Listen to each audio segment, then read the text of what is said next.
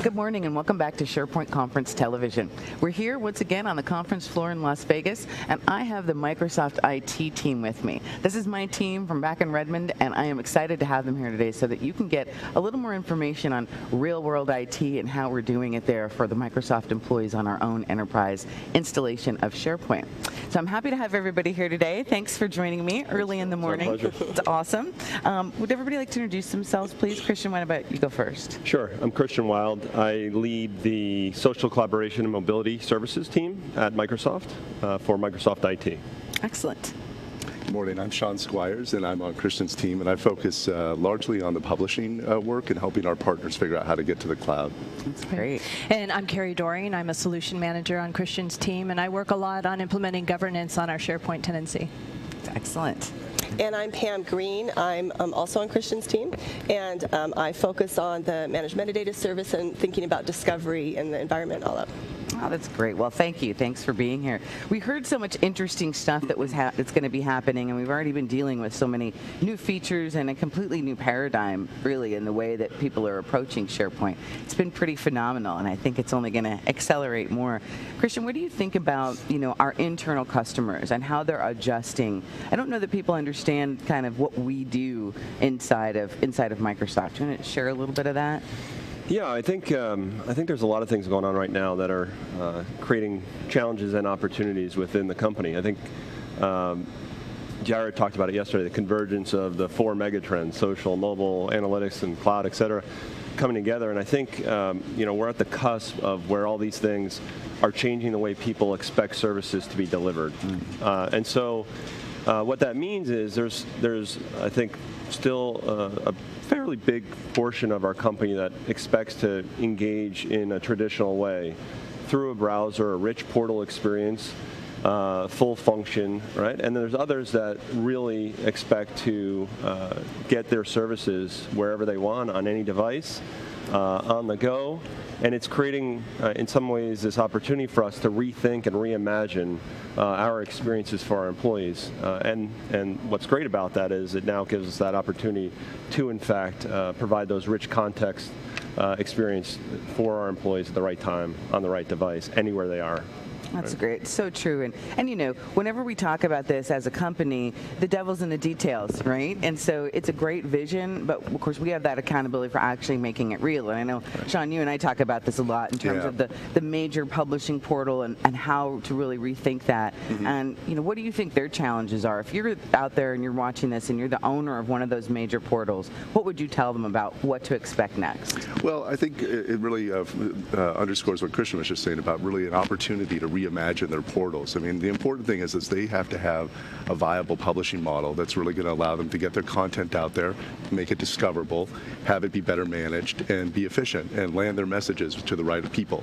And so I think we really, in our messaging with folks, as we're figuring out how to help them move to the cloud, it's a reimagining of, hey, there's a lot of fantastic new publishing features in SharePoint 2013 that we want them to take advantage of. And so this is an opportunity to both educate them and explore, hey, how can we help you improve your publishing model, take advantage of search-driven design and a lot of the features where we're taking advantage of the shared services and really capturing their content in a way that when it gets moved over there, the sites are more efficient to manage, and then the content is easier to manage and find through the enterprise services. So, and that message is landing really well. I think it is. I think it is. But it's kind of a long distance between where folks may be today and where they're going to get to, right? And so they need to just take it in steps. They don't have to do everything at once, right? And so are you thinking about responsive design and how we deal with that as well in terms of new sites? Absolutely, yeah. In fact, one of the things that we've been working on with a lot of our partners is building some design packages and building a lot of responsive designs,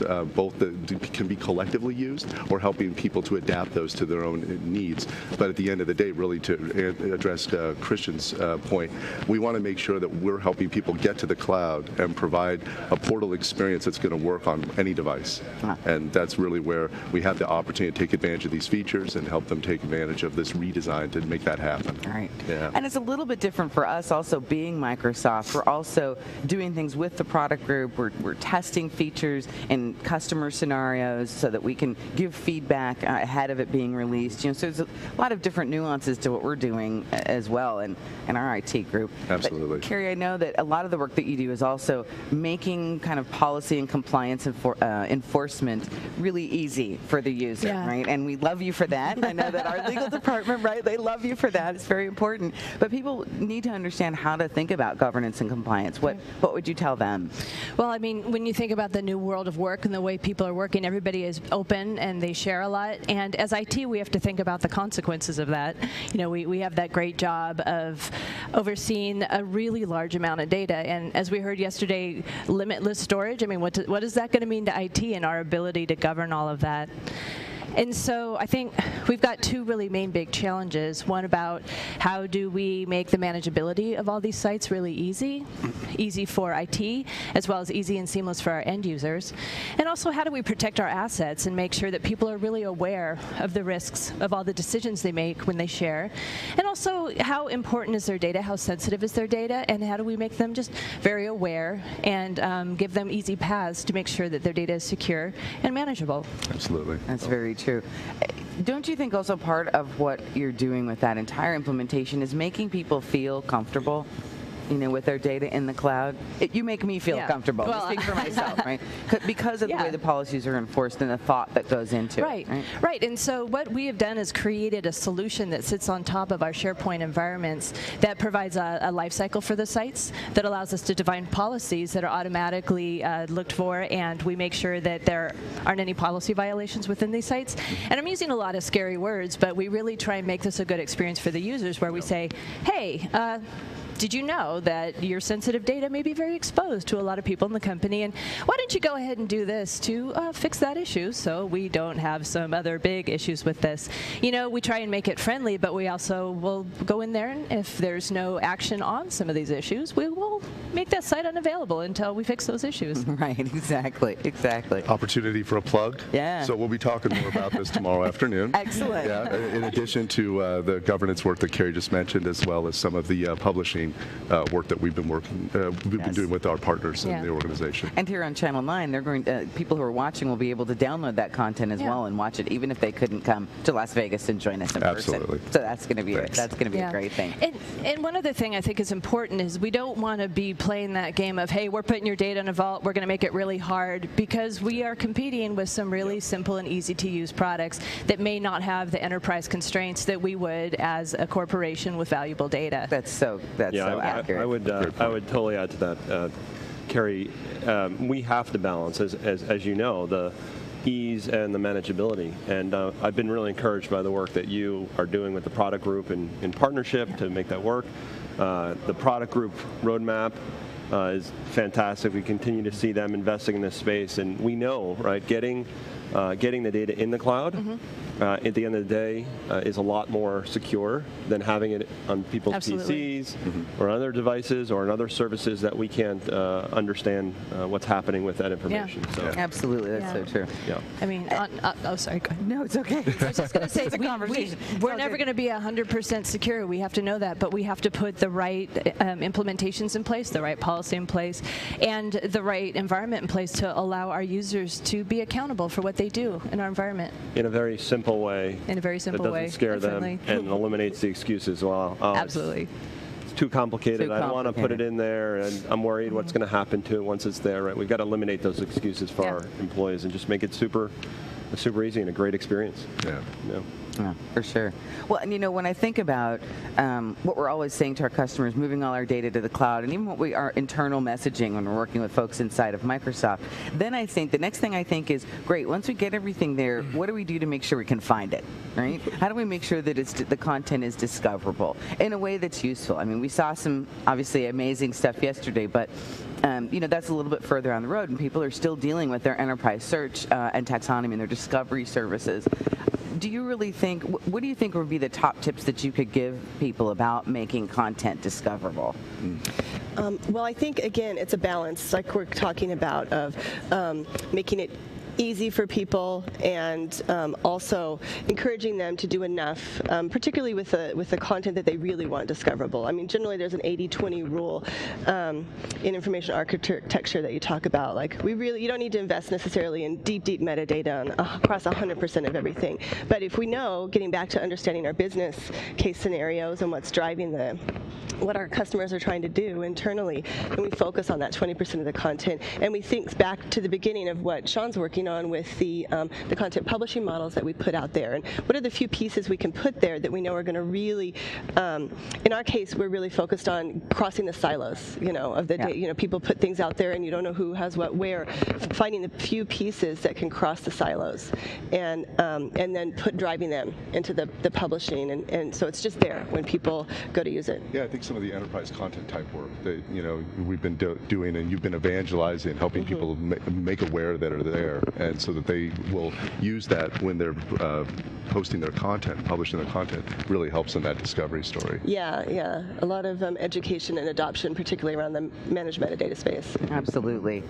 I'm geek enough that enterprise content types make me really happy because I think they're really special. But I'm just showing my geekness there at that moment. But also, don't you think analytics play a key part? Because I know we do some work in looking at our search analytics and what are people actually looking for. I've always tried to encourage people to let the system tell you what's happening. What do you think about analytics in the search space? Yeah, absolutely. And I mean, we monitor the queries that are coming in. We're working we want to look and try to see where the action is, where the activity is in the environment, and then invest more in that content, and then find ways, whether it's through the best bets or through promoting certain concepts into more managed term sets, and being mindful of what goes in the navigation based on what people are querying on, where the activity is. And there's also, again, to get back to the business-based, being aware of what's coming down the road so we can kind of stay a little bit ahead of it too. So you balance that, with what's happening and where we're going. Yeah. Because Oslo and the graph is going to change the way people interact with data, right? I mean, what the really exciting announcement yesterday, getting to see that demoed up on stage. Obviously, we've been working with it and testing with the product group for a long time, but how do you think about that sort of an advance as how our business users are going to apply it? Well, I think it's assuming we get it right or mostly right. I think it's a fantastic advancement. The reality, and you guys hear me say this all the time, is it's just too complicated today, and it's not a product of the tools or the service. It's complicated for everybody and in every tool or every product in this space. There's too much information just bombarding people on a daily basis, and so the concepts like Oslo, using machine learning and looking at the network and how people are connected to filter down that information and tell me as a user what I should be interested in, rather than me trying to figure out what I should be interested in. It's a nuance, but it's really important, I think, because I simply, I know personally, I feel like I don't have the time to truly understand my ecosystem and the network, and what Pam's working on, what Carrie's working on, or what people are talking about. And so bringing that together, I think, changes the game quite a bit. And we've seen that now for a few years on the consumer side, right? I mean, I think ultimately that's what Facebook does, right? It curates your stuff that's important to you, and so doing it, why not on the commercial side with your network and what's important to you? I think it could have a huge impact. And we know so much more with the meeting information, and with being able to identify those relationships of, connected to or with, this person. I mean, it's just really awesome. And we hear from people a lot whenever we're looking at what the information needs, the issue of, I don't know what I don't know. Like, people want that serendipitous experience a lot whenever you do any sort of, customer conversations or whatever. And this is going to get to that, right? Wow. I think it's a really nice bookend to a lot of the publishing work and the things that we're doing, because, by helping people still tag their content and take advantage of the managed metadata services, and then the search parts, because as we move everybody to a single tenant, we want to enable that discovery, and so taking advantage of a lot of the new search experiences. So even with those serendipitous things on one side, but then being able to go to these portals and have that content be easily surfaced on those pages really is a nice overall experience. It's better than what they have today. And then from my viewpoint, I think it's even more important to make sure that your data is secured. Because with so much open accessibility, and you know, you're seeing everything from everybody else's streams. If that's a piece of data that other people shouldn't see, and then all of a sudden it's showing up in Oslo for everyone because it's so awesome, it's a problem. Right, exactly. It's an opportunity. It's a challenge. It's an opportunity. It's an opportunity to get it right. It's true. Absolutely. We have to make people feel secure that the information that's out there is going to be seen by the right people at the right time. Absolutely. Right. But to your point, to simplify that interface, because I certainly deal with that information overload.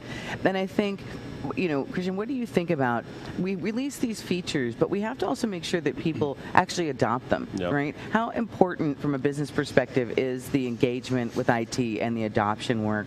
That's a shameless plug for the part that I'm responsible for. But really from a business perspective, I'm interested in your thoughts there. Well, I am a broken record on this topic usually, but I think it's actually the single most important thing that we do as an IT organization.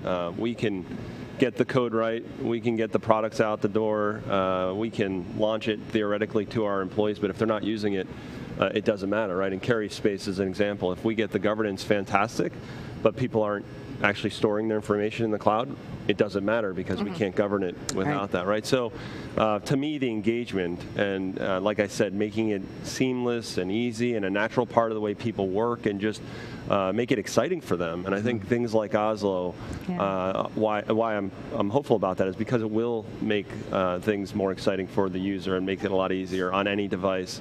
And I think that just changes the game, and then adoption becomes a lot more viral rather than something that's really prescriptive and where you need to invest a ton of money. And I think that just changes the game. So I'm very hopeful for that stuff. Yeah, it's going to be an exciting time. I know that for sure. It's really wonderful. And all of us, you know, we do a lot of customer conversations. So obviously, if people have more questions about that, they can request that. Microsoft IT is always available to help people understand how we do it in the real world, right? And so it's a pleasure and an honor. I really think we have a great opportunity in front of us. And if there was, Pam, if there was another thing that you would tell our customers, one thing that you would like them to know about your space before we wrap, what would you say to them? Oh, you're putting me on the spot there. One thing in the whole tell them to get sleep. Taxonomy and schemas. Tell them what? No, I was kidding. Go ahead.